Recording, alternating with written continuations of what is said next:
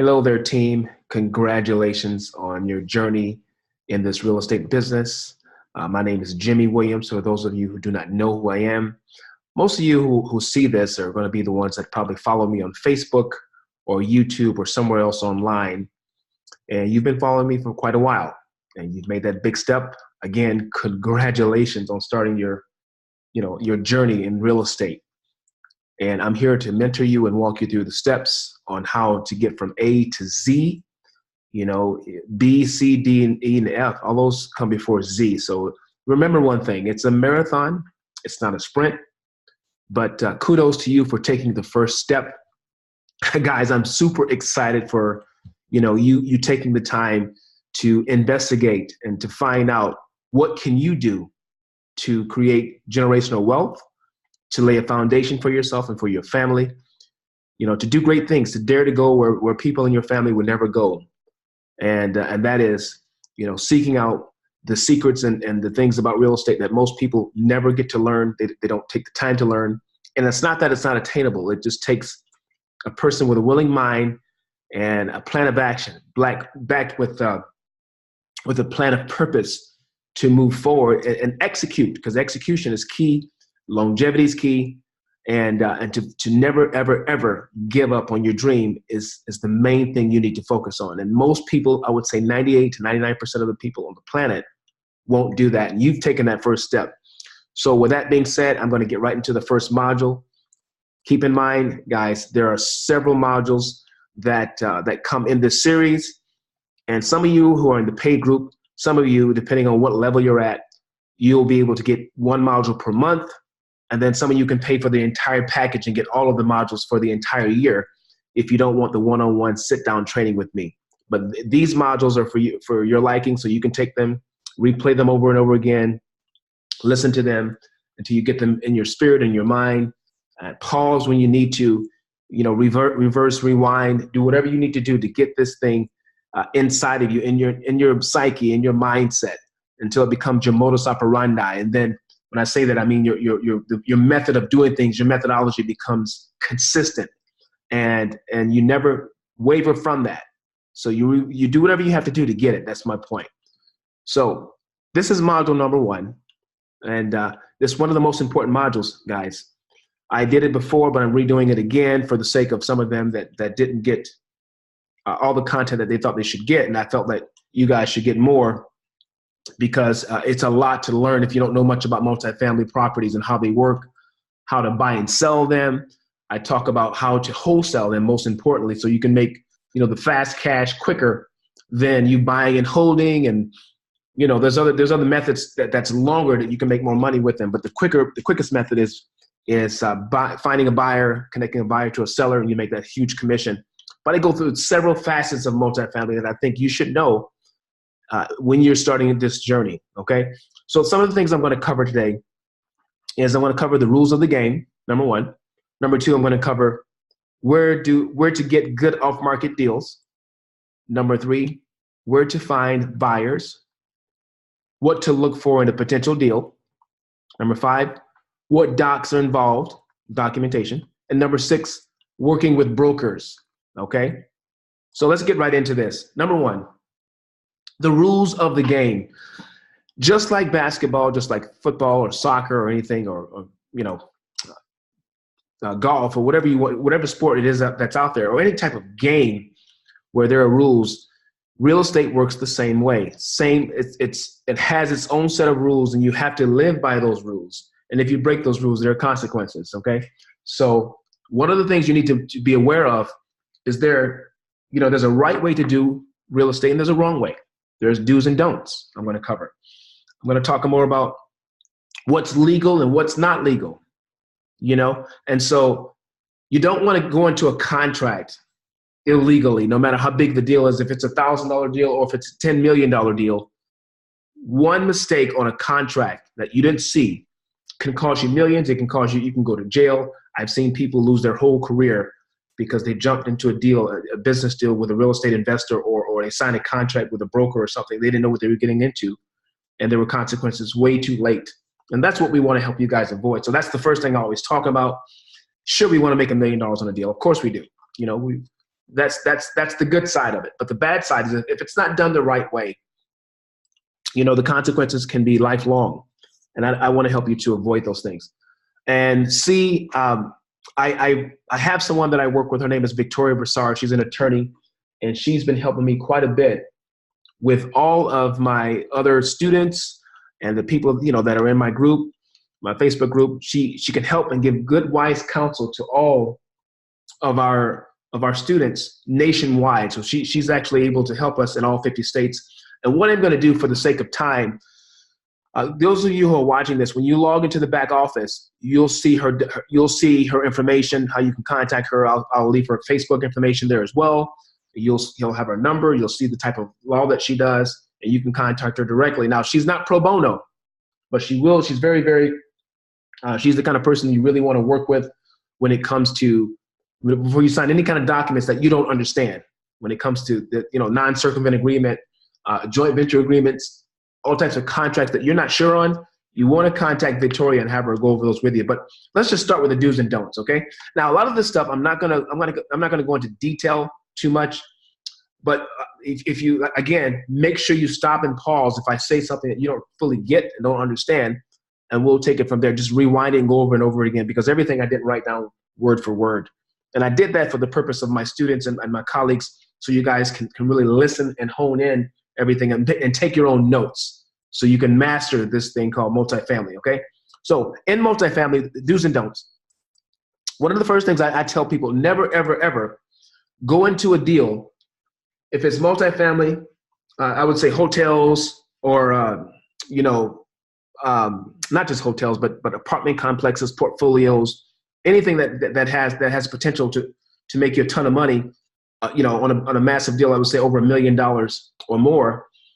You never go into that deal without getting proper counsel from another mentor, I would say. All right. So I'm going to talk about how to find mentors, but it's important to get legal counsel from a mentor. Even if you think you know everything about the deal, you always seek other counsel. If you can't find a mentor, I highly recommend finding another colleague that's pretty seasoned in multifamily, because what happens generally is when you get into that deal, because you're so familiar with those types of deals, there's little things that you can miss in a deal. Like you can look at the cap rate sometimes and think, okay, sometimes the OM will say the cap rate is 14%. But when you go back and you look closer in the fine print, it will say something like, well, has the potential to maximize that 14% after you go in and you do the repairs or you do the renovations, and the added value afterwards has the potential to be 14% cap with 100% occupancy. Like that's something major. So sometimes if you're looking at a deal and the deal smells good and you're kind of in a rush, you need to get a second opinion. So that's one of the first things I'll say. One thing you do is get a second opinion. What you don't do is you don't just go forward with that deal without a second opinion or a third opinion, or go and consult with some realtors. Some realtors are really, really good. If they buy and sell multifamily, if they list them, they can look at the MO, the OM. I keep saying MO, the OM, and can say, hey, Jimmy, did you see this over here? So that's important to do. Another thing that you don't do is do not work with wholesalers who will not sign joint ventures with you or joint venture contract, because the most two important documents that I'm going to talk about later is the joint venture contract and the NDA or the NDNC. If you have these guys, men and women, if they're on your team and they're working with you, supposedly be working with you, and they refuse to sign the NDA or any type of joint venture contract, that's a red flag that you should not be working with them.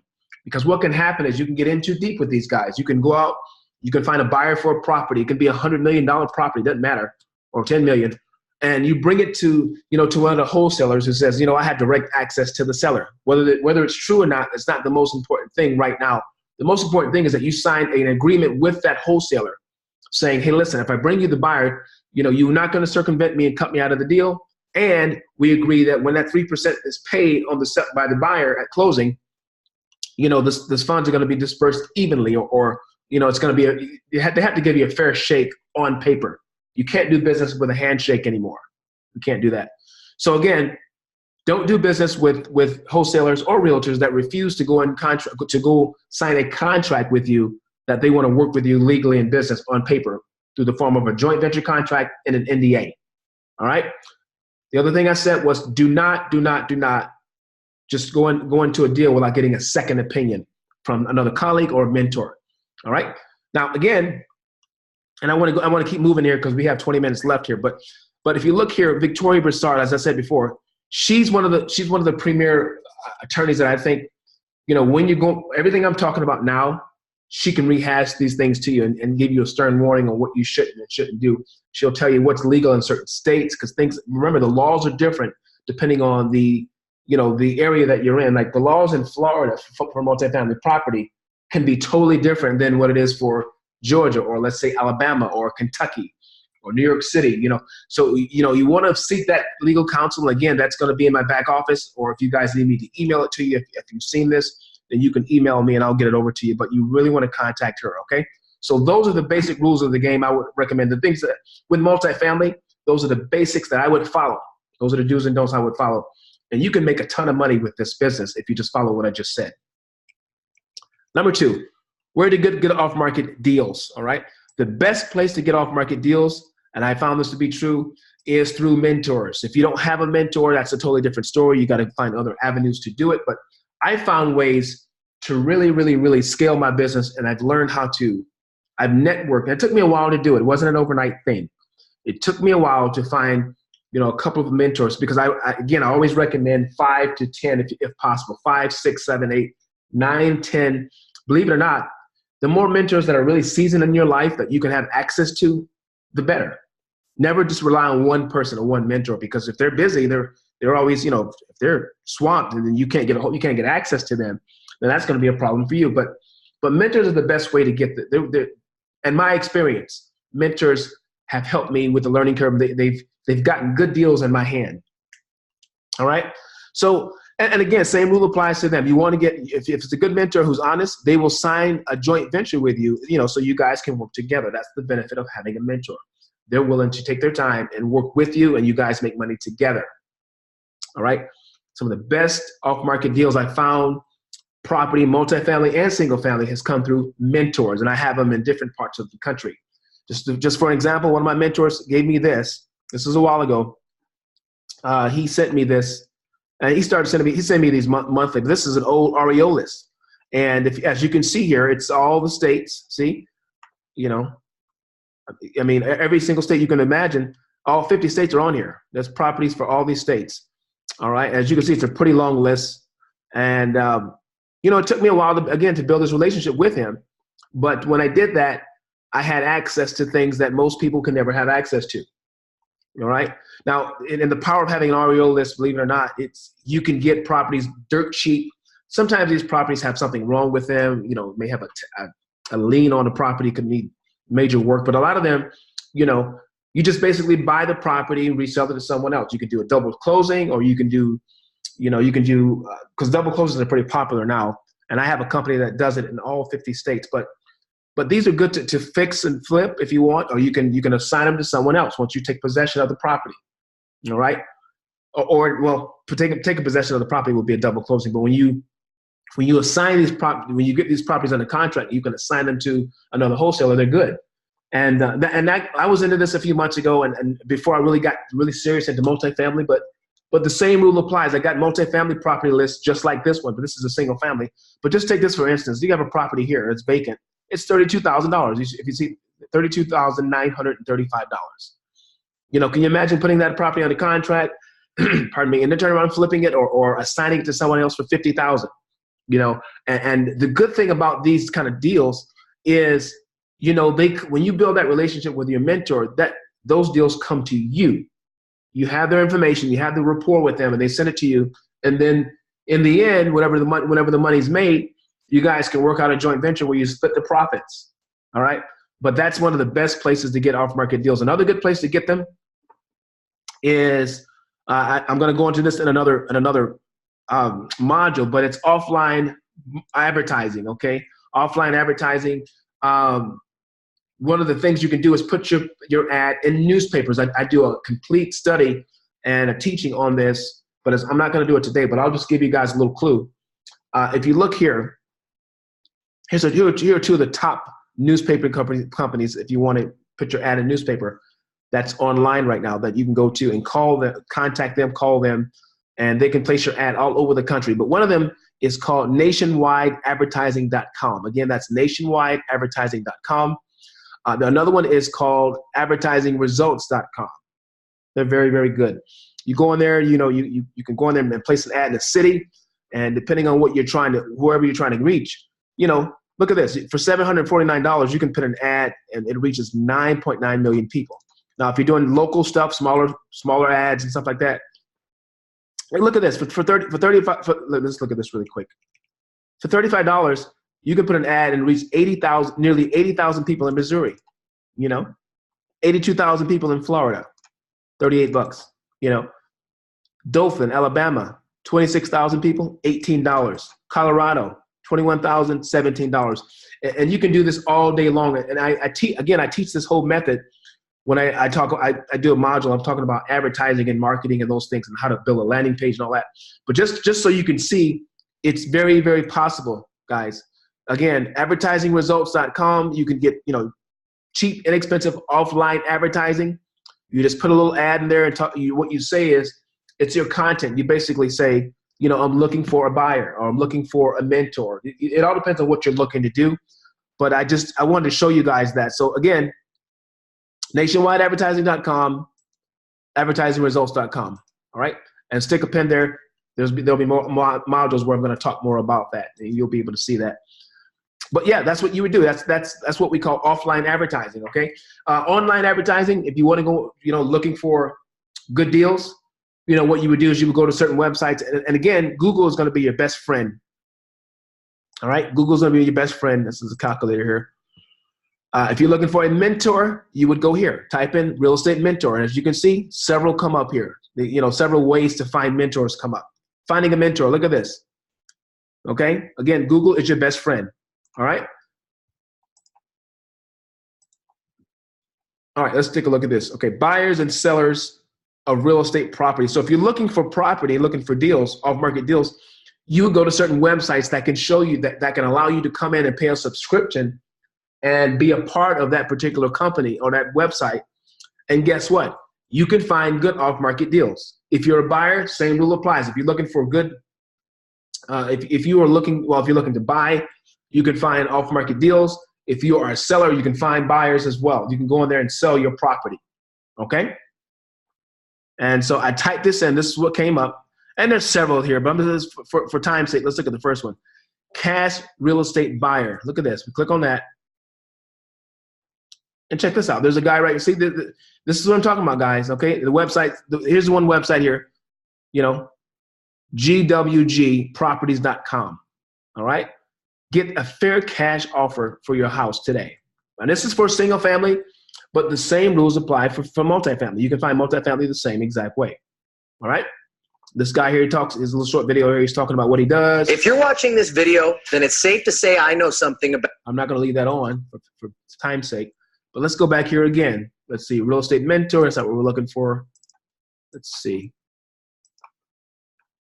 I'm going to go back and here we go. Commercial real estate buyers and investors. That's where you want to be if you're trying to find off-market deals, because what these guys do is, they work together. Let's see, search the listings. So you can go in and search listings and see what they have. So basically, this is an online network where you have buyers and sellers coming together. All right. And for the sake of time, we're not going to go into this, but you can go in here and look. You can decide what kind of property you want. You can choose a city, broker, property type. This is HOFFLEIGH.com, Hoffleigh.com. All right. And this is all over the internet, guys. These type of websites. You just need to make Google your best friend. I'm just showing you for the sake of time how this really works. All right. So that's what you'll have to do. So another thing you can do, and I do it a lot too, I go back to trusted sources. Now, if I'm looking for good off-market deals, I can if it's someone I trust and I do business with, I've been with them a while, they give me a referral and say, hey, Jimmy, this guy over here has good off-market deals. I talk to that person. I connect. Okay? Trusted sources is the key. People you trust. Number 3, I just covered this, where to find buyers. It's the same way where you're going to look for off-market deals, okay? Offline and online paid advertising. So for the sake of time, again, here we go, nationwideadvertising.com. And this is a big ad. If you really want to scale your business, you can put a big ad out there for $1,400 and reach 14 million people. Guys, if you really want to be a huge, big-time buyer or seller in this business, you're looking for really good buyers, you need to test a small ad for like $20, and then you turn around and you scale up with this, all right? And the other website I was talking about was advertisingresults.com, all right? And just Google buyers and sellers of real estate commercial property, and you'll have several companies like this one that comes up, okay? We buy property, no obligation, cash offer. This is more single family here, but commercial property, see this? Commercial properties, buy or lease property, see that? So in addition to Hoffley.com, here's another one right here. And it doesn't matter if it's a paid ad or not, but look at this. You know, this is Coldwell Banker, but the same principle applies. You can find off-market. Now, if it's with Coldwell Banker, obviously it's on the market. It's, you know, that's a broker. But you can still find good deals with properties being on market. But for the sake of time, off-market would be more of this website that we just looked at. And I would go back and forth. I would go, if I were you guys, I would go up and down here because that's what I've done, and go through and find good deals, find good properties, commercial buyers. You see that? Okay. StreetHopkins.com. There you go. All right. Paid membership group, investor groups. That's what I was just showing you. That's what that one website was that we just looked at. All right. Number 4, check this out. What to look for in a potential deal. Now this part it's pretty cool because I kind of go over what you should look for in a potential really good deal. All right. There's several things to look for. Cap rate. Okay. You guys know what cap rate is. It's the NOI divided by the asking price. NOI is a net operating income. That would be, you know, net operating income is just basically, that's the income after everyone is paid out. Okay. You pay out all your workers, all the guys, the janitor, the electricity, all the things that if you have a multifamily, a huge building, all the expenses to run that building, you subtract those from the gross, and then you have the net operating income. You take that number and you divide that by the asking price. So let me do a general scenario here, okay? So let's say the building is a $10 million building. We're not going to put that in just now. And the NOI is $800,000, let's say $850,000 per year. Pardon me, per month. I did that wrong. $850,000, right? Per year. That's the NOI divided by 10 million. And what do we get? You move your decimal point 2 points. This is like basic math in high school. 2 points, two spots to the right, and you have an 8.5 cap rate. Okay, that's a critical number when you're dealing at that. If you have a cap rate of 8.5 and the property is in the Northeast, that's extremely high. I would say the Northeast, the cap rate should be 7%. Okay, sometimes if it's New York City, 6.5%, 7% is good. All right, in the South, I would say in Fort Lauderdale, Florida, Miami, Atlanta, Georgia, Dallas, Texas, they want to see more 9 to 10 to 12% if they can. Cap rate, that would be good. All right. So for the North and Northeast, you're looking at 6 to 8%, 6 to 7% is decent, pretty good. In the South, you're looking at 9 to 10% is good, 11%. All right. That's what you look for in a potential pretty good deal. Added value is very, very important in a good deal. If they say, hey, listen, like we said in the beginning, I was talking about sometimes if you look at it, well, I didn't say it on this video, but I was talking a little bit about it to someone else that's in my group. If someone says, okay, we have a 14% cap rate on a property, and it's in the OM, and in the fine print it says, well, after the added value and you renovate it, you fix it up, you fix up the property, take it to another level, put 2 or 3 million into it, and then you get 100% occupancy. It has the potential to do 14%. That's really good for someone who's looking for added value. If the cap rate's like 9 or 10%, they can go in there and renovate it and raise the rent $200 or $300 per month per unit. That's really good added value. That's something very, very important. All right. We just talked about the NOI, the net operating income, which is important. All right. That's cash flow after the expenses are paid. Location is king.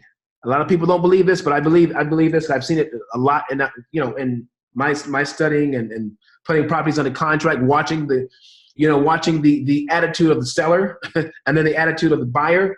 You can have 15% cap on a property, but if it's in it's in a very undesirable area, no matter how hard you try to get that investor to see it, if the added value doesn't trigger them, they don't care about anything else. It's the location. I'm pretty sure you guys have seen, a small, tiny house in a very nice location. You try to figure out, why is that house $3 million? Well, it's the location. Real estate is location, right? And the last thing that you want to look for is the occupancy rate. This is a rule of thumb that I've seen. If it's less than 95%, I see a lot of buyers back up from good potential deals because they go, I don't want to have to get this property and I have to be the one to make sure that I fill it up with tenants. I want to get something that has, most of the tenants are already there and they're paying their rent on time or whatever, They don't want to get something less than 95% in my experience. You might be able to get some that will pick it up if it's really, really good added value and it's in a really, really nice location like Beverly Hills, or there's another place up in Baltimore, Maryland, St. George's County, I think, one of the counties in the Baltimore, Maryland area, okay? Port George's County, I'm not sure if I'm saying that right. Prince George's County, pardon me, that's what it is. I said that wrong. And, and so the area is so nice, they can care less if the occupancy rate is low because the area is so nice and they look at the profit that's coming in with the overall, compare the expenses with the profit that's coming in, the NOI is pretty good, all right? But that's the general rule of thumb that I've seen, right? Number 5, documents. What documents are involved? Now, I said this before. One of the most important documents is going to be the NDNC document, okay? Non-disclosure, non-compete document. Very, very important because what it does, and when you're doing multifamily and you bring a $100 million deal to the table, you have to make sure you have documentation in place so you don't get cut out of that deal, all right? So the NDNC says, hey, listen, you cannot go around me and communicate with my seller. Or if you bring a buyer, it's the same thing. You cannot go around me and take my buyer from me. All right. Now, the other part of that is okay, so that's one document. Okay. And in fact, again, all these documents, you guys can ask me for them and they're going to be in my back office of the website. So once you become, you're a paying member, you'll be able to see all these docs that you can click on them and download them for yourself. They'll be there. Okay. So the second part is the fee agreement / fee agreement. We call it the NDNC or NDA. I said that wrong. I spelled it wrong here. It should have been NDA or NDNC tongue tied there. It should be the NDNC or NDA / fee agreement, which says, okay, in addition to the buyer not having the authority to run around you, the buyer agrees to pay the 3%. That's how we get paid. All right. If they don't give that documentation, if they don't give us, if they don't agree to that, then we could be in big time trouble. We really can. Let me just show you this so you can see some of the contracts. So here's some of the contracts that I have that I'm going to send to you guys. All right. Here's a look at the NDNC / fee agreement. Okay. It's a really important document. You want to make sure that you get it. I have other docs here as well. All right. Joint venture agreement, another very important agreement I talked about before. Non-disclosure is NDNC agreement. This is a regular real estate agreement between the buyer and seller. Another one there. And here's an assignment contract for those of you who just want to do assignments. This is not more, now the assignment contract is more for just general contracts for single family, but not multifamily. But for the sake of time, I wanted to show you guys that. And you email me and I'll send you all these docs so you have them. All right. So that was the easy part. I mean, the documentations are fairly easy. Those are the main ones you want to work with. Now, here's the last part I'm going to discuss with you guys. I think it's critical that you understand that when you are doing business, especially in real estate, and you're working with tons of wholesalers, you have to find people, brokers, that I would say are wholesaler friendly. Wholesaler friendly, okay? Because if they're not wholesaler friendly, and that's what I said down here. That's going to make, if you don't find guys that work like that, men and women that work like that, it can be very, very difficult for you, simply because, you're going to have a tough time getting things done. All right. It's, even though, what you're doing is not illegal, you have some of the brokers have a bad attitude towards, sometimes they get a little jealous. It all depends on who they are, because most of them are pretty cool. I have a ton of them that work with me. Excuse me, guys. I have a ton of them that work with me, and they're really, really good. They're really, really good. I have nothing negative to say about brokers, because I have a ton of them that work with my entire team of I have over 500 students, if you guys don't know that. And I connect them all with different brokers when they need it. But you have a few brokers out there that don't want to work with no one. They have a bad attitude, and for some reason they want to make all the money. So stay away from those kind of guys, okay? Now, here's another thing I want you to be careful of. If they always want, 1.5 points on a deal, let's say you bring a $100 million deal to the table, and, they're the broker on the deal. You bring them to the seller, you sign the NDA and all that.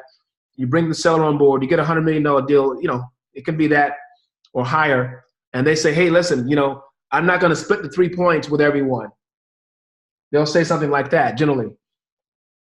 Those are the kind of guys you want to stay away from. I'm going to tell you this little story and I'll be done.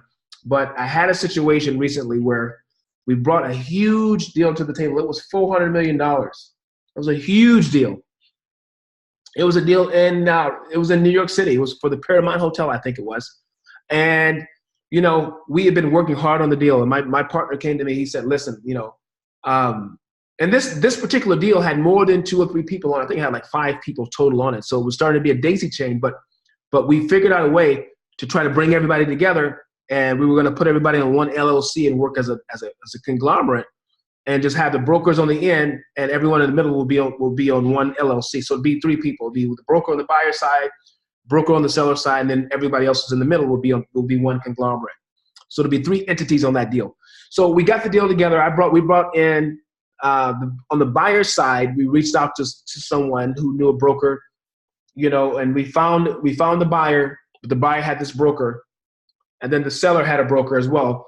So all of us came together, and the broker on the buyer side decided that he wanted 1.5% for himself on his side, and then he wanted us to go and with the other 1.5% and go split that. It was like 4 of us who was one entity, and then you had the broker on that side. And so all of us had to figure out how we were going to get paid. So he wanted all of us, including the broker on the seller side, to split 1.5%. So he wanted $6 million for himself, and he wanted us 3 in the middle, who was working as one entity, plus the other broker, to split 1.5%. And guess what happened? This was an $85 million. Was it not $85 million? I said that wrong. That's another deal. This is a $400 million deal. Guess what? It went up in flames.